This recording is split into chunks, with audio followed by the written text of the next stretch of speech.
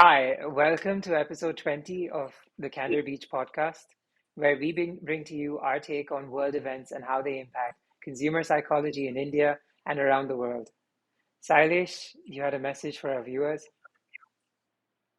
Sorry, viewers. Last week we had technical difficulties. We were trying to change software from recording software, and we're getting used to this new one, OBS. So we had technical glitches. We couldn't upload a video last week. Sorry about that. What do you Right, say, Ashish?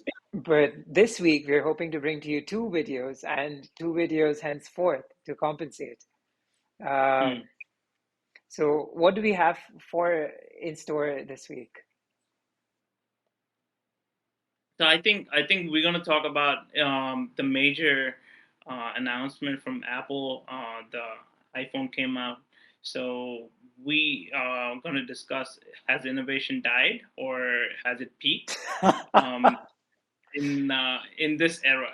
So it's just sad that iPhone didn't come out with massive innovation, or it didn't. There was like very small increments of Picture uh, picture the early 2000s, like 2000, I think 2007 was when the iPhone first came out. So with the Mhm. iPod, the iPhone, the iPad, the Apple Watch, did you ever, I never saw this coming where we'd say, has innovation peaked? And use Apple as our prime example. I did not see that coming. I know we've been complaining about the iPhone having just incremental changes year on year, but let's talk about that. So what about the WWDC did you not like? Specifically around the So iPhone, what was the problem? I would say iPhone peaked after iPhone 11. So it's just, like, let's take your example. You have an iPhone 12 Pro.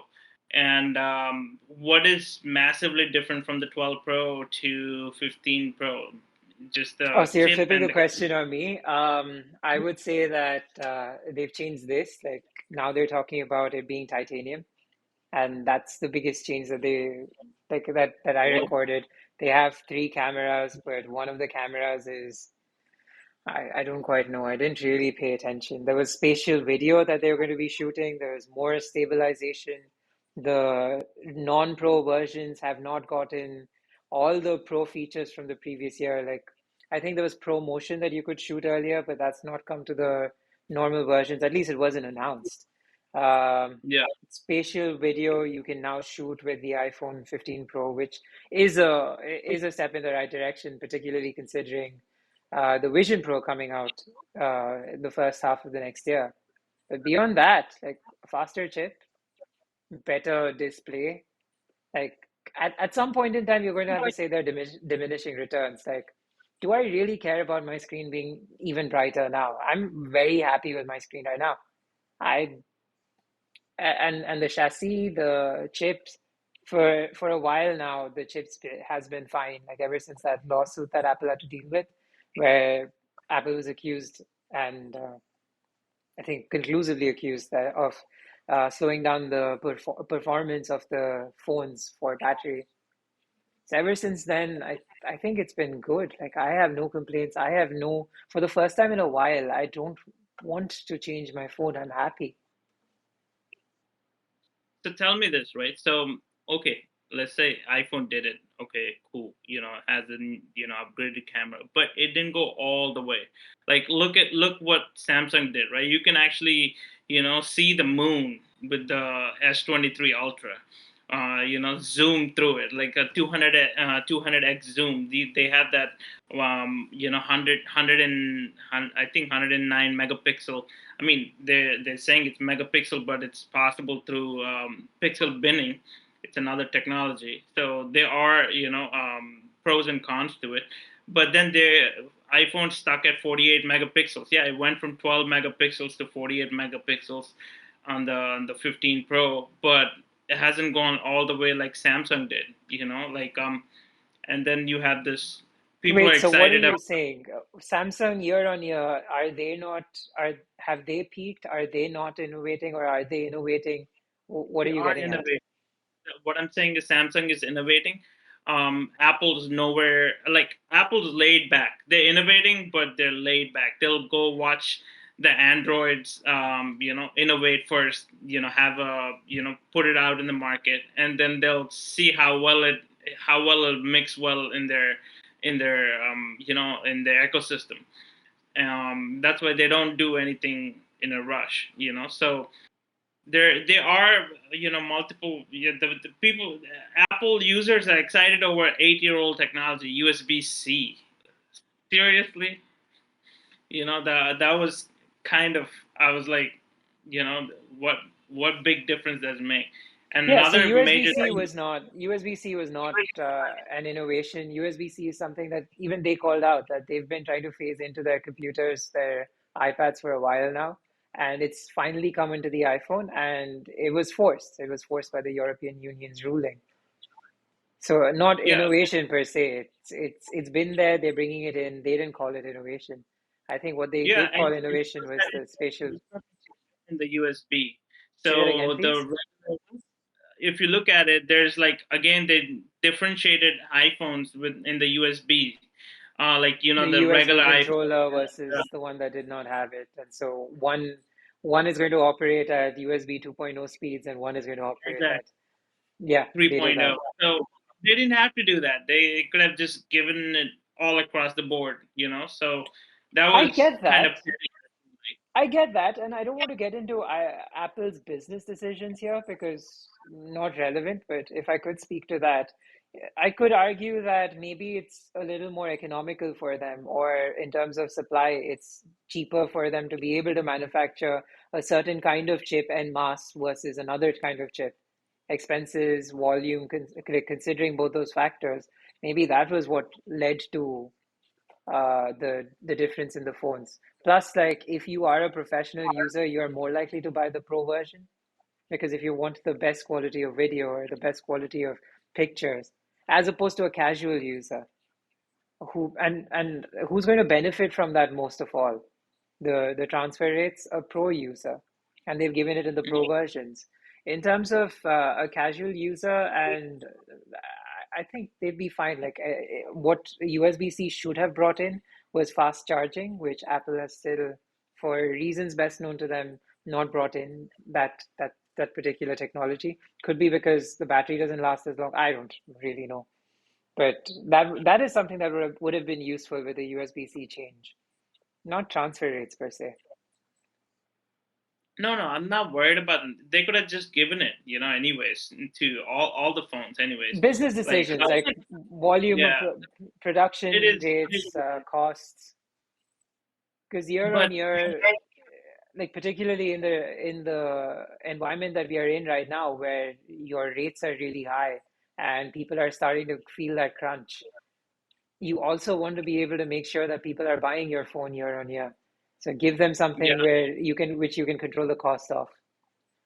Certain planned obsolescence, which was something that was the hallmark of automobile manufacturers or manufacturing in general pre globalization. They build in obsolescence, and then you just have to buy the newest version for the new gimmicks, the new shiny stuff. see, mostly, why I said to start off with, like, like it has innovation peaked. If you look at the historical cycle, right? So, we'll just take the screen as the example. So first we have the box TVs. You remember the CRT TVs? Mm, Then we went from the CRT TVs to like another screen. Like we have the computer.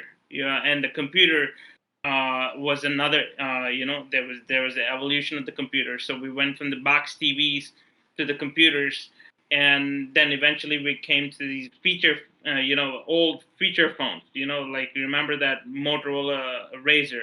Like didn't have it wasn't the smartphone, but from there we went to these smartphones. So we have another screen. So we're on the third screen. So post that, where are we innovating? where is the the entire industry innovating to? You have the wearable gear, like you put on the watch, that's your next screen. So I would say they are peaking whenever there is the jump.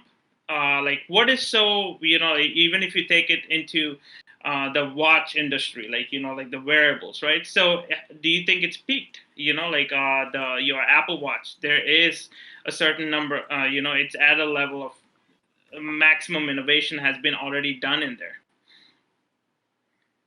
I'm not entirely sure what you're getting at with that, but I would say that I think our question needs to be around what is innovation at the end of the day, for us to be able to evaluate whether someone's innovating or not. Because when you're talking about moving from one market to another, the examples that you cited, uh, they address different needs, they address different markets. So let's start by defining what innovation is, or at least the types of innovation. What is innovation to you? Because innovation to me is bringing in something, a new way of doing something. Or, yeah, that's how I would define innovation, a new way of doing something. Mm, And then we know that there are different kinds of innovation per existing definitions. Like from a technical standpoint, you have incremental innovation, which addresses existing markets and existing tech. So the smartphone year on year, the incremental changes that we get to see and complain about. Then there's disruptive innovation, like when you were talking about your Motorola phones. When the iPhone came in, it disrupted an existing market. It disrupted the cell phone market and with new tech. So new tech being in the form of like touch screens, multiple apps and such. So that was disruptive. Existing markets, new tech.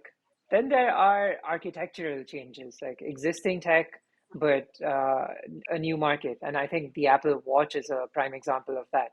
You use technology that you use in your iPhones, but you created the wearable market. And yeah, I'm just grasping at my screen like here, I should have just like plugged in my phone, my watch. But you have architectural innovation. And finally, you have radical innovation. And I think radical innovations are when you're creating new markets with new tech. And I think that's where the a tool like, let's say, the Vision Pro would sit in. So mm. innovation, the different kinds of innovation. We're talking about whether innovation has peaked. How would we know if innovation has peaked? If, again, per my definition, if we saw uh, fewer examples of radical innovation or uh, disruptive innovation, let's say. So, I mean, if you look at it, yeah, I would just bring it down to has innovation peaked in certain sectors? I wouldn't say innovation has peaked everywhere. Like if you look at SpaceX, right? So that is radical innovation, new Mhm. market, new tech. Like you're actually using reusable rockets. So that is innovation right there. They are innovating even now. Or if you look at the innovation in space tech in India's Chandrayaan 3, the how the gravity loop to the moon, that is another innovation to use very little fuel and It's not reduce the existing pay. tech, though, is it? I mean, it's not new I think tech, sorry. It's a new way of doing it's something. So new way of, innovation in practice. yeah, I would say what do you call it? Incremental No, no, no. innovation. Let's not use those definitions. I said technical definitions. So, like, Okay. let's talk about that being technology focused, those definitions. So Yeah, we I found a mean, new way of doing things, I think, with the Chandrayaan. We found a new way of doing things with a few other things. So I ideally, you're saying that in certain industries we have seen innovation peaking, and I think that makes sense. From the smartphone market, you aren't seeing too many changes. What would a smartphone be ideally? A device for communication. You're doing that with WhatsApp, yeah, Facebook Messenger, iMessages, Skype, and whatever else. Like you have these apps that are helping you communicate. You have a camera. So I believe that smartphones had, from being a communication device with added capabilities, become a camera, essentially, like a camera that you could carry around in your pocket. So innovation was focused around that, like, let's make the camera better. We had a single lens, and that went from, like, we went from one lens to two lenses to three now. And in some phones we have like five or six, right? Like those Samsungs that look like spiders, like spider eyes. You have like 10, 10 cameras all over. Yeah, so conceptually, the smartphone evolved from a communication device to that of a camera device, like a smartphone, a camera phone, right? Like that was the word I was Yeah, struggling to remember. I Like would it became say a camera more phone. a And composite device. Like you have the power of your computer in it now. You have the phone, you have the camera. You can use it as a gyroscope. You can use it as a compass. There are a bunch of you have the GPS system in it, so it's like a composite device. no, those are, I agree. And those are not the key focus of the device, in my opinion. Like the main focus is that it's a camera The, phone, communication camera. That's what I'm yeah, getting at. yeah, agree. It has a lot of other capabilities, and like, again, like, to that point, they have been improving the camera year on year. So at one point Hmm. in time, you are going to have to say that there's only so much that you can do with the tech that is available, or there's only so much that you can disrupt within the functionalities of that phone.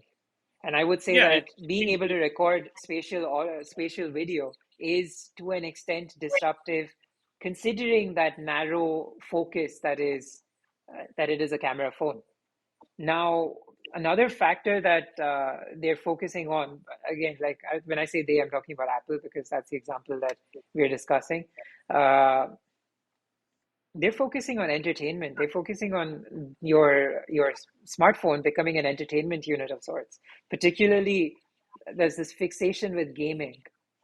So I yeah, don't quite know how they're going to evolve, but I reckon that that could be a direction in which we are going to see further innovation. They're making chips speedier. They're making chips that are able to you. handle higher graphics. Yeah, Yeah, so I think now the next field of innovation in smartphones is going to be around gaming. yeah. Cameras, they're going to keep pushing, but Fortnite that's going on to be incremental. Fortnite on your phone, man. I actually like playing Fortnite on the phone sometimes. But yeah, gaming will, I think I would say it'll be much better with the Vision Pro, like the VR gaming, than the phone itself because it brings your spatial ability, right? So the I think that will take off more than the phone. So what you're saying is a $3,500 product is going to overtake a $1,000 product that is already considered prohibitively expensive for certain groups. Sure, sure. No, I mean it doesn't have to be just the Vision Pro. There are the other products too, So which Vision don't Pro have to be. like products. Got it. Yeah. So So the yeah, immersive experiences is the next frontier, is what you're saying. yeah, exactly. Interesting. And do you have examples that could fortify that claim? Yeah, I mean, if you look at it, there is a lot of research going on with all the VR tech, right? So every company is coming in. You have the HTC, you have the Meta glasses are coming out. I forgot the name of them. The Meta VR. We did a piece Um, already. No, I was yeah. just hoping So you could refer to that podcast. yeah, I forgot the name of it. Anyways, so we have all these ones which are coming in, and it's just a matter of time before people gonna adapt into it more than the Episode phone. four and five. Yeah, For the it's been a viewers, long one. episodes 4 and 5, immersive experiences in business and diving deep with immersive. Yeah, Those were the two blocks where we discussed 15 these episodes examples. back. Come on. It's been a few months. Yeah. So Yeah, so I would say that there are there are companies that are still building out innovations in immersive. You have, like, the prime example of Roblox, and I think it was Nike. Nike is building on Roblox. Nike is also acquired that Yeah. company whose name I forget right now, which is a little embarrassing, that's building out its NFTs. So Yeah. what we're getting at is maybe like the metaverse is not dead. The metaverse is still going through evolution and eventually will be churned out in a manner in which there will be mass adoption. Yeah. So that is, so there was, what would you call the metaverse? Would it be architectural? Would it be disruptive? Would it be radical?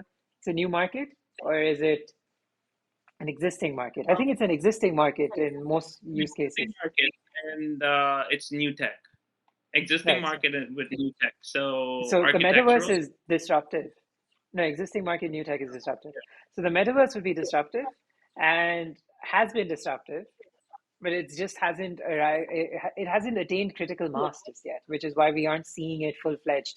But that is not to say that people aren't working on it. You see companies, you see brands hosting virtual fashion shows. You see brands building digital replicas of their, like the subway. There was a digital subway where there was one employee who was being paid in cryptocurrency, which is fascinating. No, You have examples that are built, huh? there was an article about it I was reading. Somebody bought a $200,000 house on Metaverse. So long as it's affordable, I mean, It's you can do affordable. what you like. I mean, like if 200,000 does not mean a lot to you, then like by all means, buy digital homes. I don't know if the innovation in the metaverse is going to be that transformative in terms of use cases that you are going to want to start living in the metaverse or bringing people home in the metaverse. I would much rather do it in real life, but we'll figure that one out. But irrespective, the metaverse is innovation, the metaverse is disruptive, the metaverse is going to come in. And I think it lends credence to the example that you were citing earlier with the Vision Pro or Vision Pro like devices. Immersive experiences is most definitely the next frontier. I think in terms of the smartphone, it is capped. In terms of a watch, there's only so much that you're going to be able to do It's with also it as capped well. too. Sorry? It's also capped. Watch is also capped. What more can you innovate on a watch? We'll have to find out. Like we'll have to live long enough to find out. But yeah, I think there are limitations, physical A limitations to the laser form cut. factor. No, You there are remember physical that? limitations to the form factor that aren't going to allow for too many changes. And No, no, no. Like the 007 laser cutter in the watch, cut through everything. sure, New like innovation. realistically, like maybe that's something that the military could consider, but realistically, the form factor is going to limit certain use cases, and that's going to be solely dependent upon the technologies that are available to us. So if you're able to power a tiny laser and it's something that the military would want to use for whatever reason, uh, yeah, that would be great. Uh, but that wasn't what I was trying to talk about, man. Like you disrupted my Innovation. thought process. I wanted No, to. what we were talking about was has it peaked in the watch? The innovation has peaked in the watch, or or can we go further more? I mean, you can talk about that. That wasn't what I was trying to say. Okay. I was. I forget what I was trying to say. I lost my train of thought. Yeah, I mean, if you look at it, the phone, the watch, most of it is peaked. So certain, like, we go back to our original argument. Certain industries, they are it hasn't peaked. Like the Vision Pro or the VR systems haven't peaked. They're the starting of it, right? So there's a lot more to innovate in them. See, So I don't agree with that argument fully. I'm saying that, like, with the current technology, we might not be able to imagine it. But here's another argument. Do you think the keyboard has peaked? Like, can there be innovation in this chunk? Is there I more don't that we think can do here? Well, people are. So people are creating there modularities are within there the. are the keyboard just split, like you have the two pieces, the keyboard where you can type in two different angles, but that's only like a niche audience. It's not for everybody. So there are companies in Kickstarter mode right now, so early funding that are looking at creating modular changes to the keyboard, wherein like say you are into video editing or audio editing, some Mm. uh, occupations that are really picking up now. You can build in those dials, like you can add those dial mods Yeah. onto your keyboard. Oh, I've seen this on Kickstarter. Yeah. Yeah, it was being showcased in Australia. I think we had Yeah. discussed that video. Yeah. So Yeah. what I'm getting at is that so that's the keyboard, right? Now you remember Hmm. Imran Chaudari and his innovation, Humane, like the like he had a projector on his chest. The projector. Yeah. Yeah. Yeah. That's Yeah, another good innovation. Yeah. yeah, and it's sort of like what are the functions that it has? Like it's become a communication device. Like you can now take calls. It projects something. You can accept calls, and then it gets routed to your headset or whatever. And then Hmm. you have a call with whoever. It's going to have other functionalities as well. So at this point in time, with the devices that we have, with the technology that we are aware of, maybe we are more likely to see incremental innovation than not. We are unlikely to see uh, radical changes, but at the same time, there are disruptions that are still occurring. There are disruptions that are disrupting these existing markets. No, The gesture thing when you said Mercedes Benz has a phenomenal gesture capture, right? So you can actually reduce the volume or increase the volume. it's not In phenomenal. Yeah, It's there. It's so available. yeah, so you can change the track, so that is innovation in itself. Like in the car technology, they have very good innovation. Like they have this mobile seats, like where they adjust to you when you turn, so that they adjust to your the gravity so that you don't fall off the seat. Those are that's I would what would you say? Consider incremental innovation. It already exists, right? So just addition of it. Existing market, existing tech. It's not existing tech; it's new tech. You're building seats that adjust to like gyroscopic changes it makes. Yeah. Isn't the gyroscopic ball an existing piece of tech? I mean, in the new way of using it. So I would say, like who would put a gyroscope in a seat? Mercedes, apparently. They had this advertisement as well at one point in time. They take in a chicken and Yeah, the chicken. Yeah, yeah, and then the they chicken. started moving the chicken around. Was that Yeah, yeah, yeah. Mercedes? Was that Yeah, it Mercedes? I was. don't. And then Jaguar had another one, right? Like where there was a Jaguar that ate that chicken. Yeah. Yeah, those are ad boards, man. They had some crazy ones. Even BMW and Mercedes went head to head on ad boards.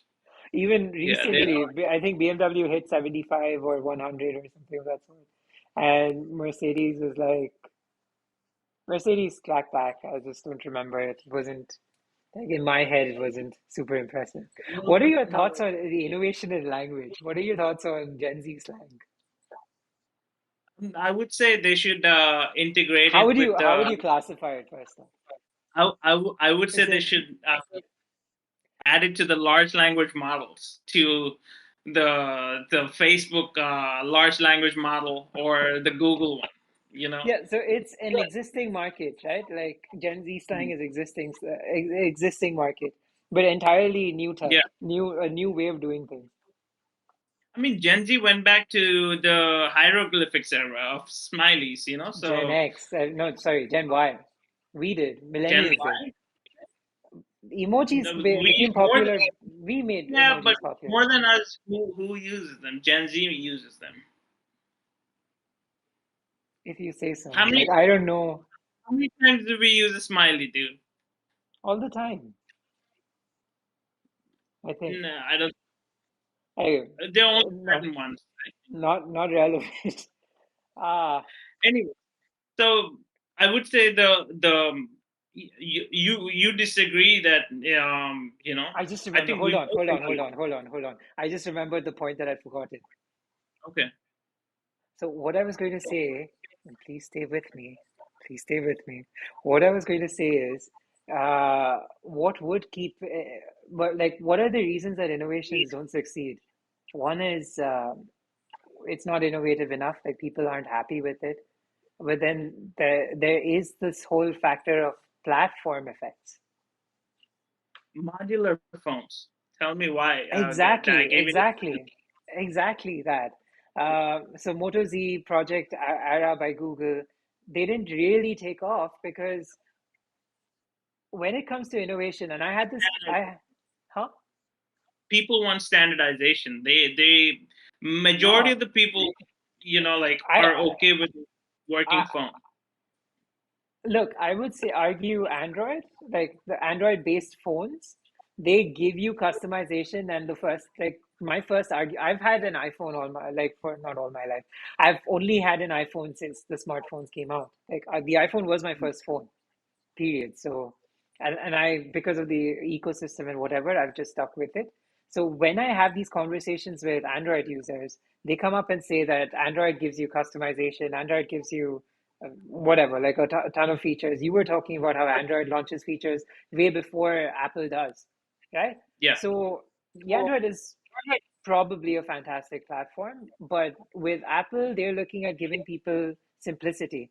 Like you focus on what you want to do with it, leave the customization, leave the creativity, leave the tinkering to us. That's Apple's like the ethos that they're projecting with their devices. Whereas Android allows customization, and Android is a massive market, which is why I would say that people are happy with.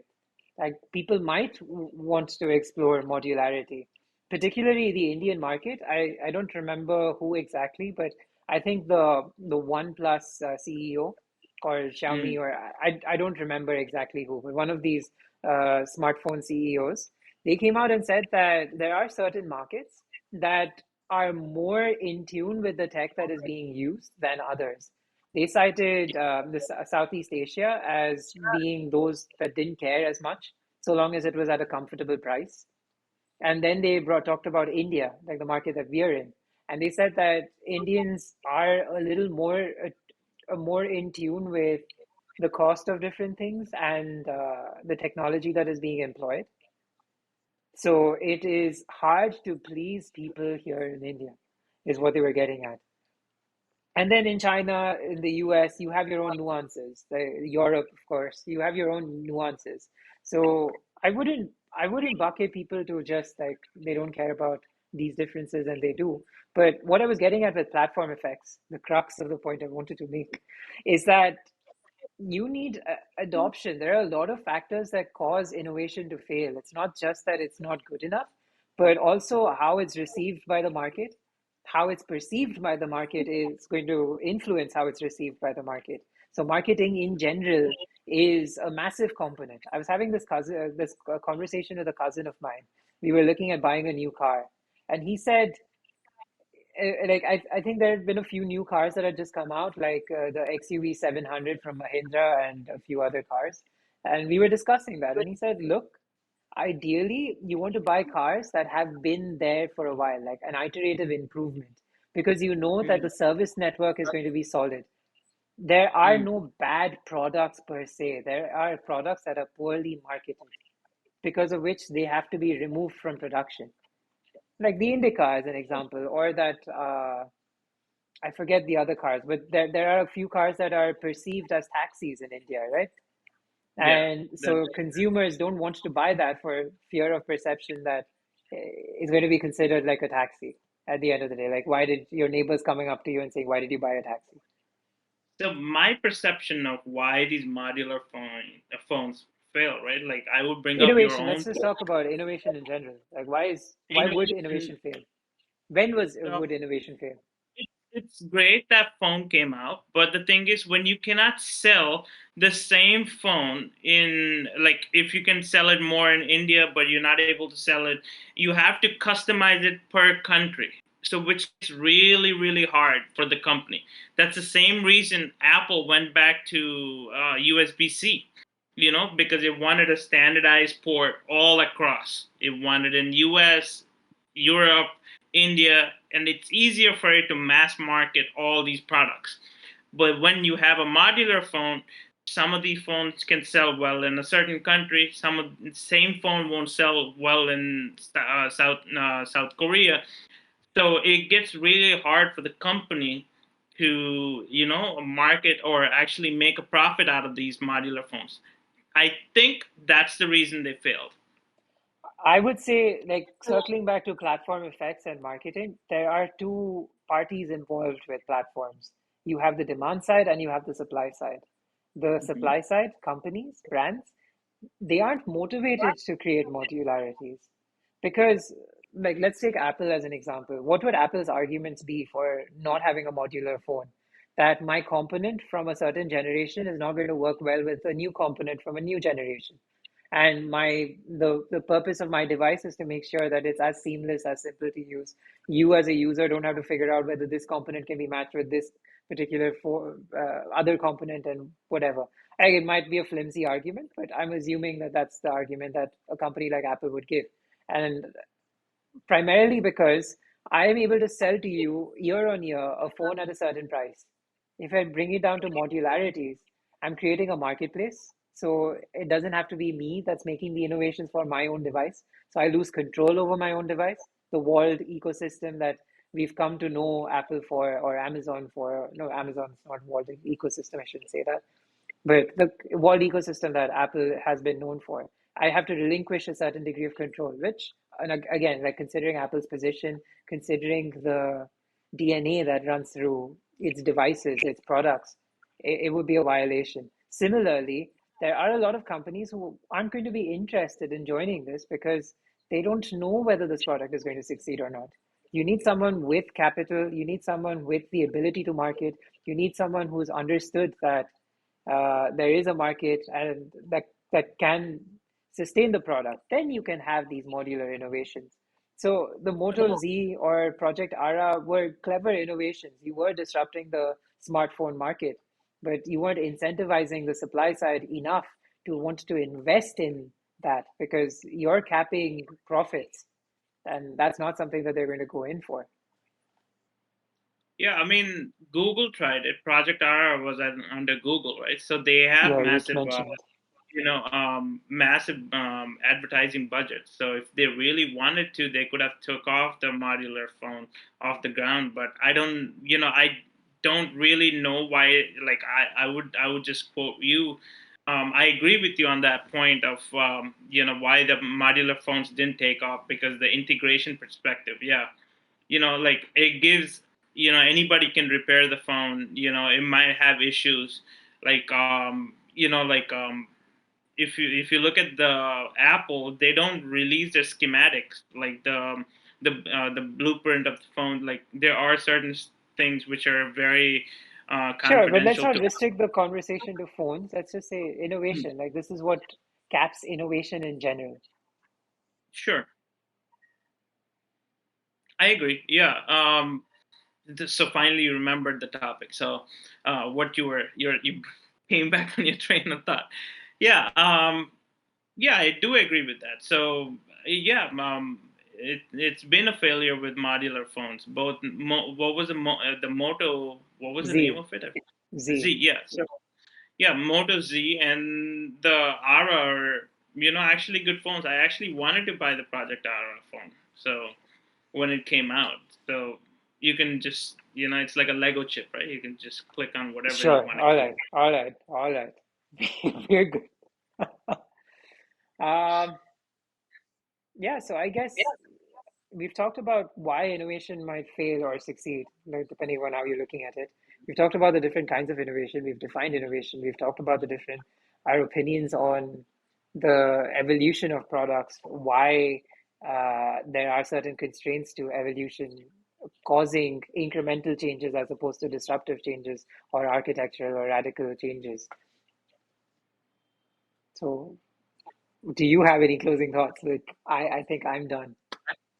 I think we discussed most of it. So I would say the one of the like innovation when you brought up the Project R, right? So what actually reminded me was the John Deere, tractors, right? So they have the same issue, like the right to repair problem with John Deere too. So I would say even in tractor technology, it has peaked. Innovation has peaked. You can go a certain level. Now they have the GPS pin tractors. You can click on, put in the coordinates, and the tractor will go. Like you, the Interstellar. You remember the Interstellar tractor? It went by itself. The I movie. do, but all right. John So Deere that's has. just an additional example of innovation, is it? Yeah. Like, okay, great.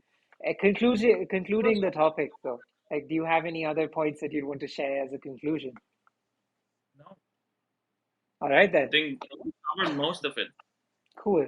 I think from the next episode onwards, we're going to start talking to you about. We're going to give you a quick preview into our next topic as well. So it Hmm. seems a little more continuous. That was feedback that we received. The quality of video was something that we were working on, which is why we failed to upload something in the previous week. There were technical issues with the tools that we were using. But thank you so much for being with us for the last 20 podcasts now. And thank you for like whoever is joining us and is watching us as we progress. We promise to get you as good content as we can, and we'll work on improving what we are currently delivering on. Thank you very much. See you on the next one. Thank you for being part of the Candor Beach family. You turned into Vin Diesel family. All right.